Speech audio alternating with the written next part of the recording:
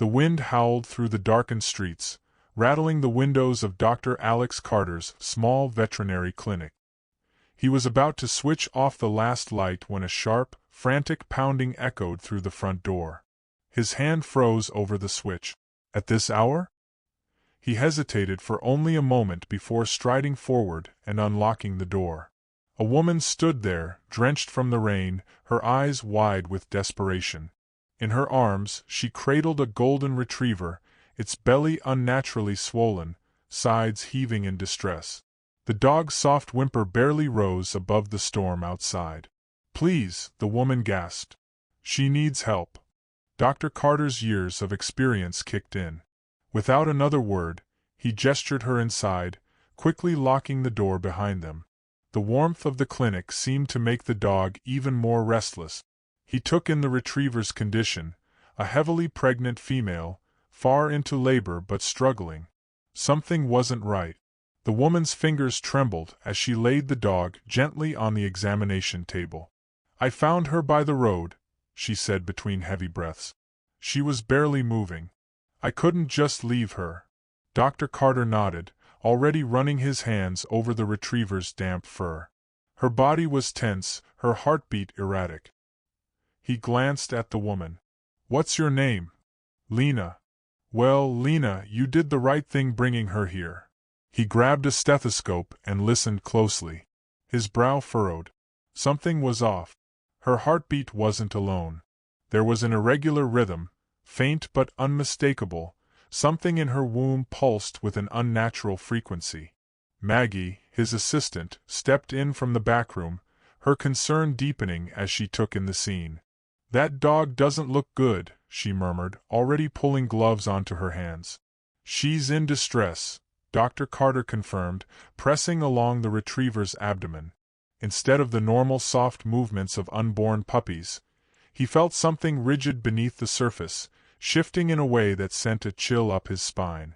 "Daisy," Lena whispered suddenly, stroking the retriever's head. Dr. Carter glanced at her. "That's what I'm calling her," Lena explained. "She looks like a daisy." The name seemed fitting, but sentiment had to wait. Dr. Carter reached for the ultrasound machine, rolling it over beside the table. "Let's see what's going on," he said, squeezing gel onto Daisy's belly. The probe glided across the fur, revealing a grainy image on the monitor. The room went still. Maggie's breath hitched. "What is that?" Dr. Carter's fingers tightened around the probe. Inside Daisy's womb, the shapes of several puppies were visible, but their outlines were distorted. Their skeletal structures seemed reinforced, thicker than any normal dog's. One of them had a distinct, unnatural glint, something metallic embedded within its form. Lena took a shaky step back. That's not normal, is it?" "No," Dr. Carter murmured. His mind raced. He had seen birth complications before, but nothing like this.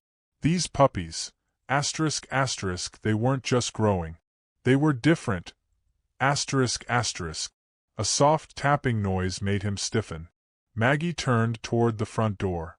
The glass panel revealed the outline of a black vehicle parked across the street, its engine running.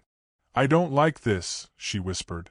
Dr. Carter exchanged a glance with Lena. "You said you found Daisy by the road?" "Yes," she said, voice trembling. "Near the forest outside town." He took a slow breath. "Did you see anyone else?" Lena hesitated, then nodded. "Two men. They were standing near a fence. They didn't move, didn't try to help. Just watched." A heavy silence fell between them. The light above the examination table flickered. Daisy let out a weak, strangled whimper, her body tensing as another contraction racked her frame. Dr. Carter pushed the unease aside. Whatever was happening outside, his priority was the life in front of him.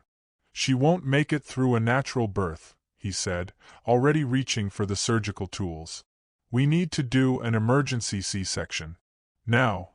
Maggie swallowed hard but nodded, moving to prepare.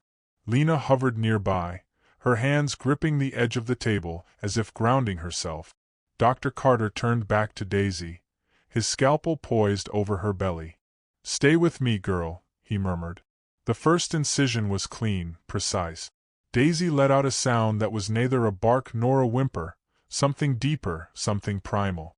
And then the front door burst open. Dr. Carter's pulse quickened as the two men stepped further into the clinic. Their black suits were crisp, their expressions unreadable, and something about them set his nerves on edge. The way they scanned the room, taking in every detail with razor-sharp precision, reminded him of detectives at a crime scene. But they weren't police. One of them, a tall man with silver-streaked hair, took a slow step forward. His gaze flicked from Dr. Carter to the examination table where Daisy, the pregnant golden retriever, lay sedated, her swollen belly rising and falling in shallow breath. His expression darkened. "You need to stop," the man said, his voice low and firm. Dr. Carter frowned. "Excuse me." The second man, younger but no less intense, pulled a badge from his pocket and held it up just long enough for Carter to glimpse an unfamiliar government insignia.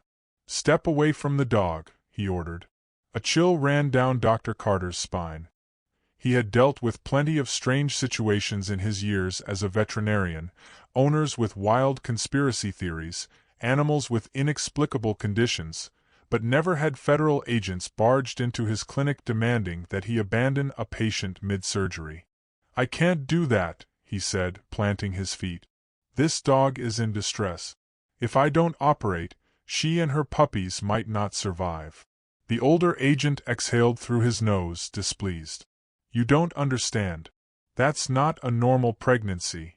Dr. Carter's stomach tightened. He glanced at Daisy, still unconscious, then at the ultrasound screen displaying the unusual shapes inside her. He had assumed the distortion in the images was some kind of equipment malfunction, but now doubt gnawed at him. "What's inside her?" Carter asked, his voice barely above a whisper. The agents exchanged a glance. "You don't want to know," the younger one muttered. Dr. Carter squared his shoulders. "I don't care who you are. This dog's life comes first. Either help me or get out of my way." A tense silence filled the room.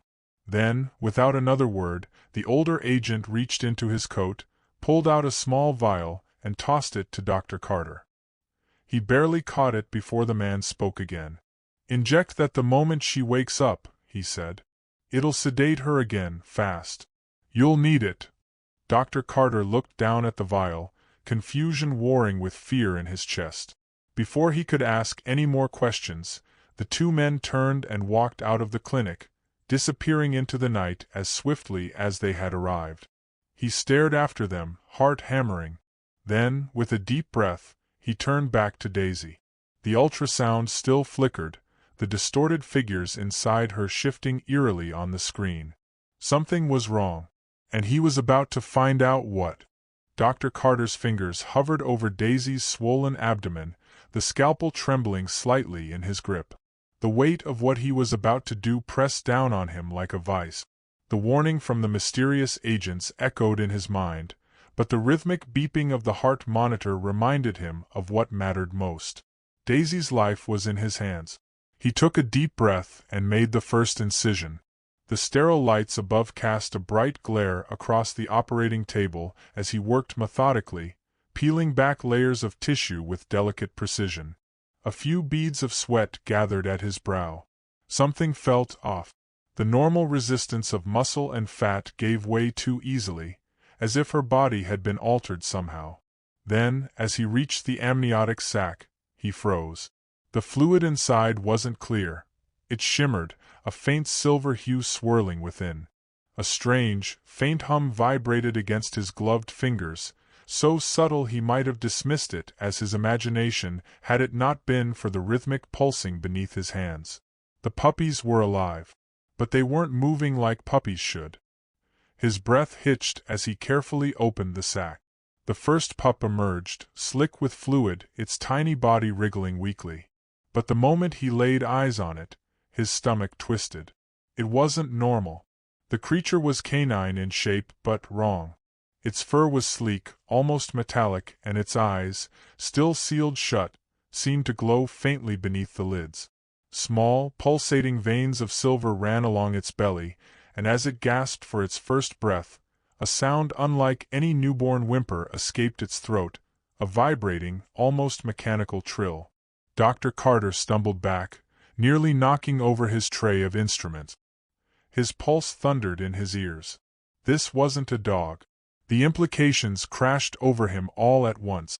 The distorted ultrasound images, the agents, the strange warning. Daisy let out a weak, distressed whimper. His instincts kicked back in. Whatever this was, however impossible, it didn't change the fact that she was still his patient. Gritting his teeth, he forced himself to focus and delivered the rest of the litter, one by one. Each was the same, small, canine in structure, but bearing those unnatural features. His mind reeled. What had Daisy been carrying? Where had she even come from? Then, as he reached for a towel to clean off the last pup, the room was plunged into darkness. The power had gone out. A sudden, sharp knock rattled the front door of the clinic. Dr. Carter's breath hitched. They were back. Dr. Carter barely had time to react before the pounding on the clinic's front door intensified. The sharp, deliberate rhythm sent a chill through his spine. Whoever was outside wasn't just knocking, they were demanding entry. The operating room was pitch black, save for the eerie, faint glow emanating from the newborn creatures still slick with amniotic fluid. They lay motionless for a moment, their strange bodies twitching slightly as if adjusting to the world. Then, almost in unison, their tiny chests expanded, drawing in their first deep breath. The humming sound returned, this time louder, resonating through the air like an otherworldly frequency. Daisy let out a soft, exhausted whimper, her body too weak to react to the growing tension. Dr. Carter swallowed hard, his pulse pounding in his ears. He reached for his phone, activating the flashlight with trembling fingers. The beam cut through the darkness, illuminating the silvery veins beneath the pup's skin. The sight was mesmerizing and terrifying all at once. Another knock. No, a full body slam, against the clinic door. They weren't going to wait. Dr. Carter moved quickly, scooping the pups into a clean surgical towel, his mind racing. He had to hide them. Whatever they were, whatever secret Daisy carried within her, he knew instinctively that whoever was outside had no intention of letting them live freely. With careful precision, he placed the newborns inside a medical supply cabinet, pushing equipment aside to create space. He barely managed to close the door before the sound of splintering wood ripped through the air. The clinic door burst open. A beam of red light swept through the room as two figures entered. They weren't dressed like federal agents this time. Their suits were gone, replaced by tactical gear, black, heavy, and unmistakably military. Dr. Carter, one of them called out, his voice eerily calm. "Step away from the dog." Carter forced himself to remain composed. "She just gave birth," he said, keeping his hands steady at his sides. "She's weak. If you move her now, she might not survive." The taller of the two men stepped forward, leveling a small device at him. It looked like a scanner, but nothing he had ever seen before. A low beep sounded as it passed over Daisy's belly. The man's jaw tightened. "The puppies," he said, eyes narrowing. "Where are they?" Dr. Carter hesitated a second too long. The second intruder moved fast, seizing him by the wrist and twisting his arm behind his back. Carter let out a grunt of pain as he was forced against the operating table. Daisy let out a weak, protective growl, but she was too drained to do more than bare her teeth. "You don't understand," Carter gasped, struggling against the iron grip. "They're just—" A sharp cry from the cabinet. The agents froze. The glow from inside the cabinet intensified. A rhythmic vibration filled the air, and suddenly, the doors flew open with an unseen force. The pups tumbled out onto the floor, their strange bodies pulsing with energy. For a moment no one moved. Then, as if sensing the danger, the largest of the pups lifted its tiny head. Its eyes, now open, glowed with an unnatural brilliance. The agent still holding Carter went rigid, his breath hitching. The pup let out a sound, something between a whimper and a chime of energy. The lights in the room flickered violently. And then the building shook. Dr. Carter was released as the agents staggered backward, gripping their weapons. The pups, only moments old, began moving with a coordinated precision that sent a shiver down Carter's spine. It was as if they already knew what they were. The taller agent cursed under his breath. "We need containment now." But it was too late. The largest pup took a single step forward, and in the blink of an eye, the entire room was flooded with a surge of blinding silver light. Carter shielded his face, feeling warmth wash over him, an unearthly hum vibrating through every bone in his body. When the light finally dimmed, the agents were gone. Dr. Carter stumbled to his feet, his heart hammering in his chest. The pups sat calmly in the middle of the room, their strange glow slowly fading. The largest one looked up at him, its brilliant eyes filled with something almost human. Understanding. Carter exhaled shakily, realizing the truth. These weren't just any puppies. And whatever they were, they had just saved his life.